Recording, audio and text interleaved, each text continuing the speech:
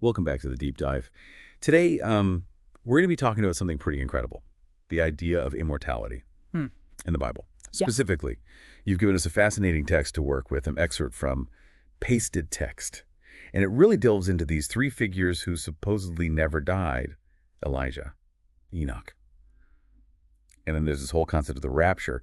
I'm really excited to see what we can find out about this. Yeah, it's definitely a different way to approach these stories. Yeah. Thinking about them not just as, narratives, but as these deeper reflections on divine power, faith, and whether we can actually break free from human limitations. Big stuff. Definitely. So, okay, let's start with Elijah. He was this prophet during a really tumultuous time in Israel's history. I mean, King Ahab's reign was just full of moral decline. People were really turning away from God. But Elijah stands out because he was just so courageous. His faith was unshakable. He challenged the people in power, called everyone back to God's path. And of course, there's that incredible showdown on Mount Carmel with the prophets of Baal. Oh, yeah. That's like one of the most dramatic stories in the Bible. It's really a display of divine power. Like, Elijah challenged these hundreds of prophets of Baal to this contest.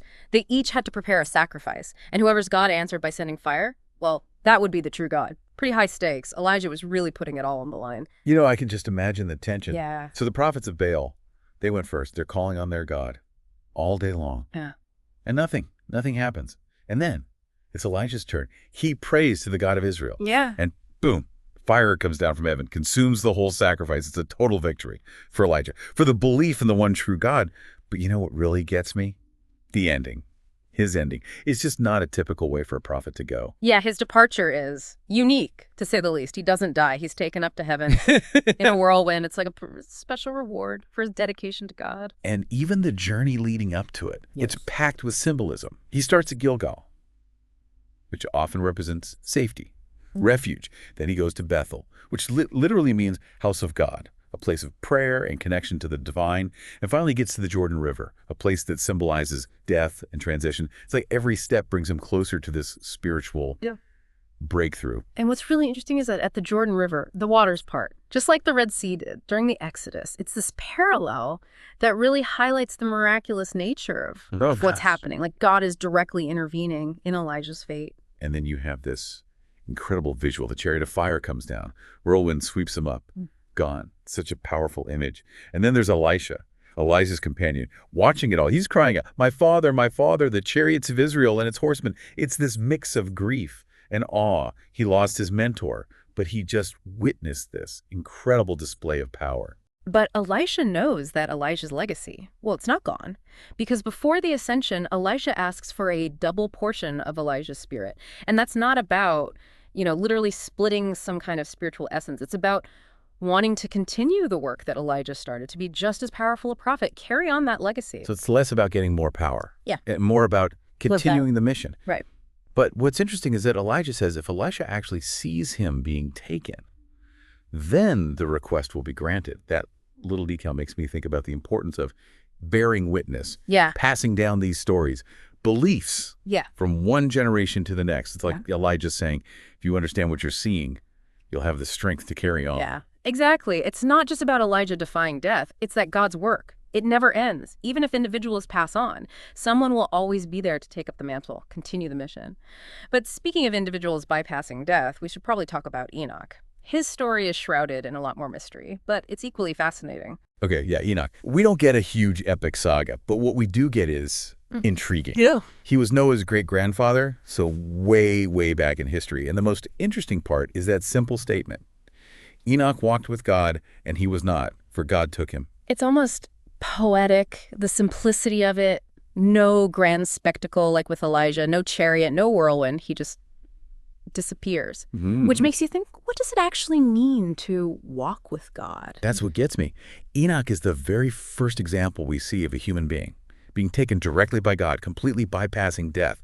It's like he lived such a righteous life, so in tune with God's will, that God just said, you're done here, come on up. It's a powerful concept. Yeah. Walking with God, it implies this life of constant communion, living in alignment with divine principles. And even back then, the world was already showing signs of, moral decay. But Enoch, he managed to stand apart. It really makes you think about what that kind of dedication would look like in our own lives today.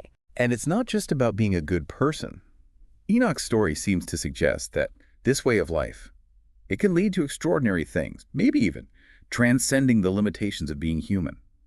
But before we get too deep into that, we should probably talk about the elephant in the room, the rapture. This is where things get really mind-blowing. Yeah, for sure. Enoch's story is often seen as this precursor to the idea of this mass ascension of believers. It brings up all these questions about the nature of faith, the potential to escape death, and what it means to be truly ready for whatever comes next. So Enoch sets the stage for us. One man, walking with God, suddenly gone. But what if that happened on a larger scale?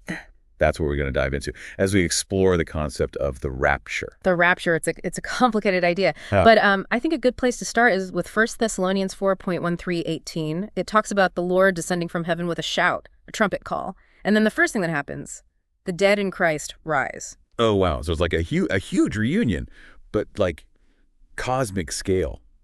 Everyone who's died believing in Christ, they come back. Okay. And they're all those who are alive who believe. They're lifted up together to meet the Lord in the air. That's hard to even imagine. It's definitely a powerful image, and Yeah. it's sparked a lot of different interpretations, even within different Christian denominations. Some people believe it'll be a literal event, while others see it more symbolically, but Yeah. it's definitely captured people's imaginations. I mean, you see it in books, movies, all over the place. Oh, yeah, totally. Like Yeah.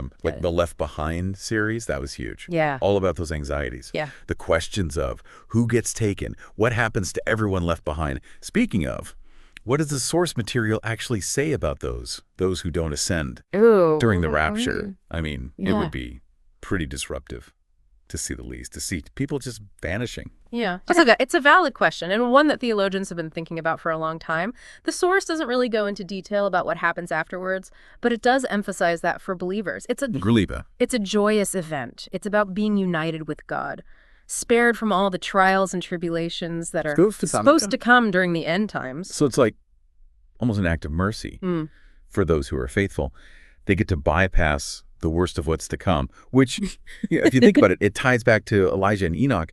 They were also spared from dying, taken directly by God. Exactly. It's like they got a preview of what's maybe to come for all believers during the rapture. But there's a deeper connection too, I think.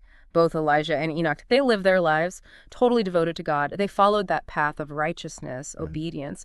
And it seems like it was that devotion, that alignment with God's will, that allowed them to bypass death. So then that brings up this question I've been thinking about. If the source is saying that people can actually bypass death based on how they live their lives, what does that even mean for the afterlife? Are there different levels or different destinies based on what we do here? That's a huge question, one that theologians have been debating for centuries. The source doesn't specifically say there's this, multi-level afterlife system, but it does suggest that those who walk with God might get special treatment. It definitely makes you think about the afterlife in a new way. It's like, it's not just about escaping death Yeah. or going to heaven. It's about how we live, the choices we make, Yeah. what we do in the world. It's like our actions here. They have eternal consequences. That's a lot to think about. Absolutely. These stories make us question everything we think we know. Life, death, what comes after. Do you believe that our actions actually matter in the grand scheme of things? Do we think there's something more beyond this physical world? Wow. It's a lot. We've gone from Elijah's fiery ascent to Enoch just vanishing to this idea of the rapture, which could completely change the world. But I think I need to step back for a minute. It's all pretty overwhelming. That's understandable. We're talking about things that are ancient, but also incredibly personal. What's been standing out to you as we've been going through this? What are you connecting with the most? I think for me, it's the ness. It's the mystery, the possibility that these stories have. It's like this reminder that we don't know everything. There's so much beyond our understanding. And maybe, just maybe, death isn't the end. Maybe there's something more, something amazing waiting for us. I love that you're embracing that mystery, because that's really what these stories are all about. Wondering, questioning, exploring those possibilities beyond our everyday lives. It's like we're on this grand adventure, but we're not searching for treasure or new lands. We're looking for meaning, purpose, a glimpse of what lies beyond. And that's pretty incredible. Absolutely. And who knows what we might find along the way. It's amazing to think that these stories have been passed down for centuries. Yeah. And they still have this power to make us think, to question everything. Elijah's ascent, Enoch just disappearing. The whole idea of the rapture, they all point to this possibility that we can transcend the natural order of things. Yeah, it's like they're saying, hey, there's more to the story, you know? Don't limit yourself to what you can see.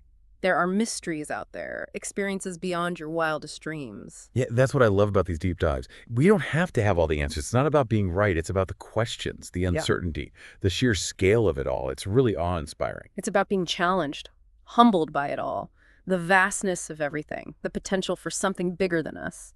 You know, we've been talking a lot about the theological implications, the spiritual stuff, but I'm also wondering about the psychological impact of believing all this. Like, if someone really believes they might not die, that they might be taken in the rapture, how does that change how they live, their priorities, their relationships? That's interesting.